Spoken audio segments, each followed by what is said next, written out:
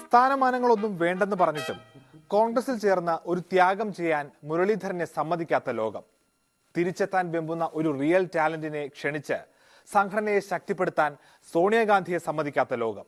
എന്തിന് ഒന്ന് മിണ്ടാൻ, ഒന്ന് ഉരിയാടാൻ പോലും മുഖ്യമന്ത്രിയെ സമ്മതിക്കാത്ത ലോകം. ഈ ലോകത്തോട് ഒരപേക്ഷ. തിരുവാതിര അവതരിപ്പിക്കാൻ ദയവായി അനുവദിക്കണം. കോൺഗ്രസ് എന്ന പാർട്ടി ഇക്കാലത്തും രാഷ്ട്രീയത്തിൽ ഏറ്റവും വലിയ തമാശകൾ സൃഷ്ടിക്കുന്നത് എങ്ങനെയെന്ന് പരിശോധിക്കാം. മിടുക്കരിൽ മിടുക്കനായ ഒരു ടാലന്റ് എന്തും സഹിക്കാൻ തയ്യാറായി തന്നെ ഒന്ന് പാർട്ടിയിൽ എടുക്കൂ എന്ന് അപേക്ഷിച്ച് പുറത്തു നിൽക്കുന്നു. അത് തിരിഞ്ഞു നോക്കാൻ സംഘടനയ്ക്ക് സമയമില്ല. അവർ റിയാലിറ്റി ഷോ നടത്തി ടാലന്റുകളെ കണ്ടെത്താൻ പരിശ്രമിക്കുകയാണ്. കരഞ്ഞ് കാലു പിടിച്ച് പ്രാഥമിക അംഗത്വം തിരികെ നേടാൻ നോക്കുന്നവന് ആട്ടും തുപ്പും. ഞാനും കൂടെ വരാൻ കേട്ടാ. തെറ്റ് തിരുത്തി തിരികെ വന്നവരെയൊക്കെ സ്വീകരിച്ച ഒരു മഹത്തായ പാരമ്പര്യമാണ് കോൺഗ്രസ് പാർട്ടിക്ക് കേരളത്തിലും അഖിലേന്ത്യാ തലത്തിലൊക്കെ ഉള്ളത്. വേണ്ട, അവരെടുത്തിട്ടുള്ള രാഷ്ട്രീയ നിലപാടുകൾ കോൺഗ്രസിനെ ഇല്ലായ്മ ചെയ്യാൻ വേണ്ടിയിട്ടാണ്. എങ്ങനെയെങ്കിലും കോൺഗ്രസ് പാർട്ടിയിൽ നാളെ തിരിച്ചു ചെന്നാൽ എനിക്ക് ഒരു സ്ഥാനത്തിന്റെ ആവശ്യമില്ല. നീ നിർബന്ധിച്ച കമ്മീഷണർ സമ്മതിക്കും. എങ്ങനെ? നീ നിർബന്ധിച്ച കമ്മീഷണർ സമ്മതിക്കും? ഇല്ല, ഞാൻ നിർബന്ധിക്കില്ല. ആ നിലപാടുകൾ ആദ്യം മുതലേ ഞങ്ങൾ എടുത്തിരിക്കുന്ന നിലപാടുണ്ട്. അതിൽ നിന്ന് ഒരു മാറ്റവും ഇന്ന് കോൺഗ്രസ് പാർട്ടിക്കില്ല. നിനക്ക് അഹങ്കാരം വളരെ കൂടുതലാണ്. 6 വർഷക്കാലത്തേക്ക് പാർട്ടിയിൽ നിന്ന് സസ്പെൻഷൻ മുരളീധരന്റെ പേരിലുണ്ട്. അയ്യോ, ഞാൻ വെറും പാവല്ല. അല്ല, ഒരു കീഴുദ്യോഗസ്ഥൻ മേലുദ്യോഗസ്ഥനോട് പെരുമാറുന്ന പോലെ അല്ല നീ എന്നോട് പെരുമാറുന്നത്. തോന്നുമ്പോൾ വരാനും തോന്നുമ്പോൾ പോകാനും കോൺഗ്രസ് വഴിയമ്പലമല്ല. ആ അഭിപ്രായം തന്നെയാണ് ഞങ്ങൾക്കുള്ളത്. ഞാൻ നിന്നെ വല്ലപ്പോഴും ഒന്ന് കോൺസ്റ്റബിൾ എന്ന് വിളിച്ചാൽ നിനക്ക് വലിയൊരു ഇത്. ഇനി നീ എന്നെ പട്ടി എന്ന് വിളിച്ചാലും ഞാൻ മറുത്തൊരു അക്ഷരം ഉണ്ടില്ല. ഇല്ലേ? ഇല്ല. പട്ടി എന്തോ പ്രകോപിപ്പിച്ച് നേതാക്കന്മാർക്കെതിരെ എന്നെ കൊണ്ട് സ്റ്റേറ്റ്മെന്റ് കൊടുപ്പിക്കാനുള്ള ചില ശ്രമങ്ങളാണ് നടക്കുന്നത്. എത്ര തവണ വേണേലും വിളിച്ചോ.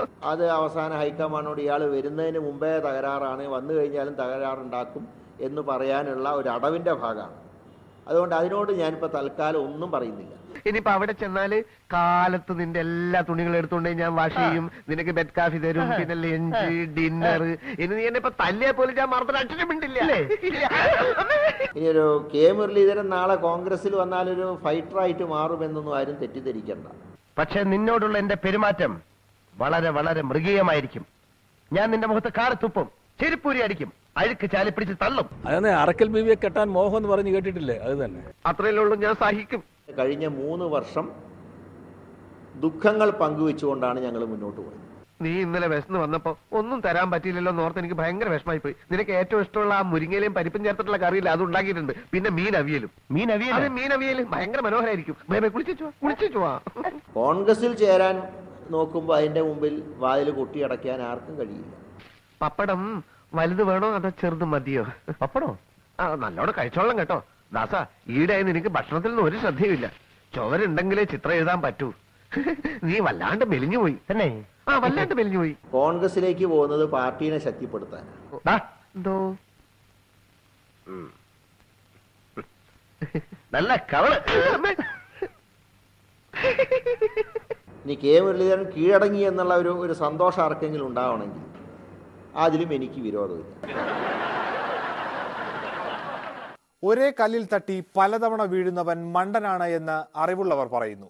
ആ അർത്ഥത്തിൽ നോക്കിയാൽ കോൺഗ്രസ് നേതാക്കൾ ബുദ്ധിമാന്മാരാണ്, മഹാബുദ്ധിമാന്മാർ. അവർക്കറിയാം ഇപ്പോഴത്തെ കണ്ണീര് കണ്ട് കരളലിഞ്ഞാൽ പിന്നീട് എന്ത് സംഭവിക്കുമെന്ന്. ഓഹോ, സാറ് വിളിക്കായിരുന്നാ? ഞാൻ വിളിച്ചിട്ട് നീ വിളിയേക്കാത്തത്? അങ്ങനെ വിളി കേട്ടാ നീ എന്റെ തലേ കയറി ഇരിപ്പ് തുടങ്ങിയത്. എന്തിനാ വിളിച്ചത്? വിശേഷം വല്ലതുണ്ടോ? രാവിലെ എഴുന്നേറ്റാൽ ഉടൻ എനിക്കൊരു ബെഡ് കോഫി ആരണമെന്ന് നിനക്ക് അറിഞ്ഞുകൂടെ? അറിഞ്ഞൂടല്ലോ. ഇന്ത്യൻ ഭരണഘടനയിൽ അങ്ങനെ പറഞ്ഞിട്ടുണ്ടോ? ഇന്ത്യയിൽ നിന്ന് പുറപ്പെടുന്നതിന് മുൻപ് നമ്മൾ തമ്മിൽ ഒരു ഭരണഘടന ഉണ്ടാക്കിയിരുന്നു. അത് അപ്പോഴത്തെ എന്റെ ഗതികേട് കൊണ്ട് ഉണ്ടായിപ്പോയൊരു ഭരണഘടനയാ. ചായയോ കാപ്പിയോ ബിരിയാണി എന്താണ് വേണ്ടത് വെച്ചാൽ തന്നെത്താൻ ഉണ്ടാക്കി കഴിച്ചോളണം. നീ എന്നെ ചതിക്കുകയായിരുന്നു. ഞാൻ പതുങ്ങിയിരിക്കുകയായിരുന്നു. സത്യത്തിൽ കോൺഗ്രസ് മുരളീധരന് നന്ദി പറയണം.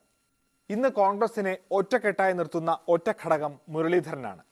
മാത്രവുമല്ല, ആവർത്തന വിരസമായ പ്രസ്താവനകൾ ഇന്ന് കോൺഗ്രസ് നേതാക്കൾ ഉതിർക്കുന്നില്ല. ആരും ശ്രദ്ധിക്കുന്ന പരാമർശങ്ങളാണ് അവർ തൊടുക്കുന്നത്. ഇന്നെക്കാളും ബ്രേക്ക് ഇല്ലാത്ത ഇവിടെ ഉണ്ട്. അദ്ദേഹം പറഞ്ഞ വേറൊരു കാര്യം, അദ്ദേഹത്തിന് ബ്രേക്കേ ഇല്ല എന്നുള്ളതിൻ്റെ തെളിവാണ് ഇന്നലത്തെ പ്രസ്താവന. ഒരു ദിവസം തന്നെ ഇതുപോലെ കോൺട്രഡക്ടറി ആയി 2 പ്രസ്താവന നടത്തുന്ന ഒരു നേതാക്കന്മാരും കേരളത്തിലില്ല. ഒന്നും രണ്ടല്ല, ഒരു വോട്ട് ഇങ്ങോട്ട് വരുമ്പോൾ 2 വോട്ട് പോകുന്ന സ്ഥിതിയായിരുന്നു DICയെ അനുസരിച്ചപ്പോഴുണ്ടായത്.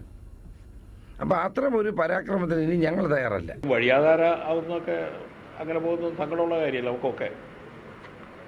അതിൽ ആർക്കും സന്തോഷമുള്ള കാര്യമല്ലോ വഴിയാധാരമായി പോകുന്നത്. ഇത് ചോദ്യത്തിന് ഉത്തരമായിട്ട് ഞാൻ പറഞ്ഞുണ്ടോ? അല്ലെങ്കിൽ നാളെ ഹെഡ്ലൈൻ വരും, മുരളി വഴിയാധാരമായി പോകുന്നത് സങ്കടകരമാണെന്ന് പറയാം. ഞാൻ ചോദ്യത്തിന് എല്ലാവരും കേൾക്കാനും പറഞ്ഞു, ചോദ്യത്തിന് ഉത്തരം പറഞ്ഞ. പക്ഷേ ഏറ്റവും നല്ല പരാമർശം ഉമ്മൻചാണ്ടിയുടേതായിരുന്നു. ഞങ്ങൾ പറയുന്ന മറുപടി എപ്പോഴും ഒന്നാകുമ്പം ഇത് കേൾക്കുന്ന ജനങ്ങള് മടുക്കും. ഇപ്പൊ ഞാന് അല്ല കേട്ടോ മടുക്കും. ഞാനിപ്പോ ഒരു പദപ്രയോഗം മനഃപൂർവ്വം അങ്ങ് ഒഴിവാക്കുക. ഒരു പദം ഞാൻ മനഃപൂർവ്വം അങ്ങ് ഒഴിവാക്കുക. കാരണം ആളുകൾ പറഞ്ഞത് കേട്ട് മടുത്ത് ഇനി പറയരുതെന്ന് പറഞ്ഞു. അതുകൊണ്ട് ആളുകളെ പേടിച്ചിട്ട് ഞാൻ പറയാതിരിക്കുക. ഇത് കഴിഞ്ഞതിന് ശേഷം കാര്യങ്ങൾ ഇങ്ങനെയൊക്കെ ആയപ്പോൾ ഈ ബഹളങ്ങളിൽ അനാഥരായ ചിലരുണ്ട്. ഒറിജിനൽ NCPക്കാർ. ആദ്യം അച്ഛൻ ലീഡറും പിന്നെ മകൻ ലീഡറും അനാഥമാക്കിയ അവർ ഇപ്പോൾ നടുകടലിലാണ്. ഒരു കാറ്റടിച്ച് അകത്തേക്ക് വന്നവർ മറ്റൊരു കാറ്റടിച്ച് പുറത്തേക്ക് പോയി. ഒരു കൊടുങ്കാറ്റടിച്ച ഷോക്കാണ് അവർക്ക്.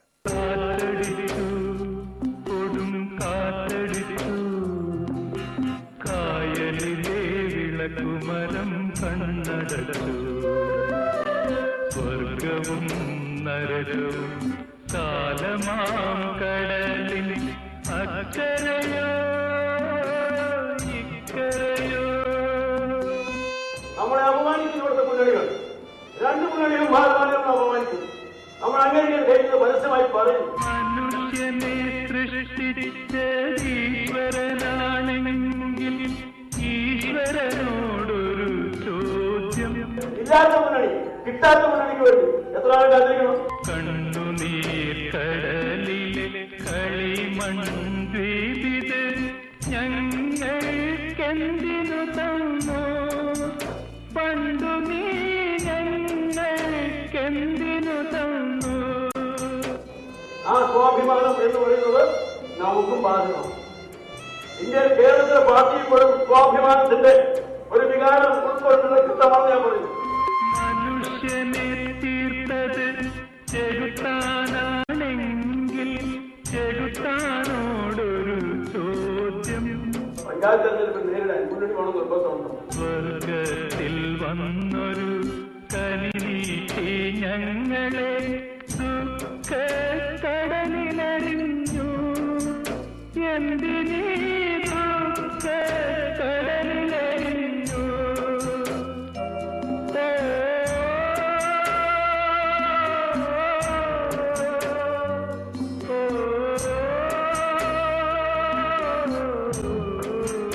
നമ്മൾ അഭിമാനം വ്രണപ്പെടുന്നുണ്ട്, പാർട്ടി പ്രവർത്തന അഭിമാനം വ്രണപ്പെടുന്നുണ്ട്. കാറ്റടിച്ചു കൊടും കാറ്റടിച്ചു കായലിലെ വിളക്കുമരം കണ്ണടച്ചു. സ്വർഗവും നരകവും കാലമാം കടലിൽ അക്കരയോ ഇക്കരയോ. ജനതാദളിലും NCPയും ഒക്കെ പിളർന്നു മാറുന്ന കാലത്ത് പണ്ട് പിളർന്നവർ ഒന്നിക്കുന്ന ഒരു കാഴ്ച ആനന്ദകരമാണ്. ഐക്യ കേരള കോൺഗ്രസ് അത് കേരളത്തിലെ നിഷ്പക്ഷ മതികൾ ഉൾപ്പെടെ കേരള കോൺഗ്രസ് ചിന്താഗതിയിലെ ആളുകൾ ഉൾപ്പെടെ ഉള്ള ആളുകളുടെ സ്വപ്നമാണ്. ദൈവം അനുഗ്രഹിച്ചാൽ എത്രയും വേഗം അത് പ്രാവർത്തികമാകും എന്ന് ഉറച്ചു വിശ്വസിക്കും. താഴെത്തട്ടിൽ മുഴുവൻ ഒന്നിച്ചു. ഞങ്ങൾ 4 കൂടെ ഒന്നിപ്പാട് ഇങ്ങനെ ചർച്ച നിൽക്കുന്നത്. എങ്കിലും ഏതാണ്ട് എപ്പോൾ ഏകീകരണം ഉണ്ടാകുമെന്ന് പറയാമോ? പറയാം. കേരളപ്പിറവി എന്നാണ്.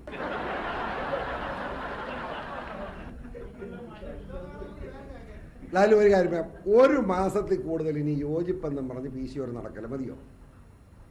മതിയല്ലോ. ഒന്നെങ്കിൽ യോജിക്കും, ഇല്ലെങ്കിൽ പിരിയും. എനിക്ക് ഇടയ്ക്ക് ഒരു സംശയം തോന്നി പിരിയുകയാണെന്ന്. പക്ഷെ ഇപ്പോൾ വളരെ സജീവമായ ചർച്ചകളുണ്ട്. അത് നിങ്ങളോടൊന്നും പറയാത്തതാണ്. നിങ്ങളെ അറിയരുതെന്ന് പ്രാർത്ഥിച്ചുകൊണ്ടാണ് ഞങ്ങൾ കൂടുന്നത്. ഒരു മാസത്തിനകം തീരുമാനം ഉണ്ടാവും. കുഞ്ഞല്ല, അപ്പൻ ഏറ്റവും ഒന്നിക്കില്ല, അപ്പൻ ജനിക്കും. കേരള കോൺഗ്രസ് മക്കൾ ചേർന്ന് അപ്പനെ ജനിപ്പിക്കുന്നതും കാണേണ്ടി വരും ഉടൻ തന്നെ.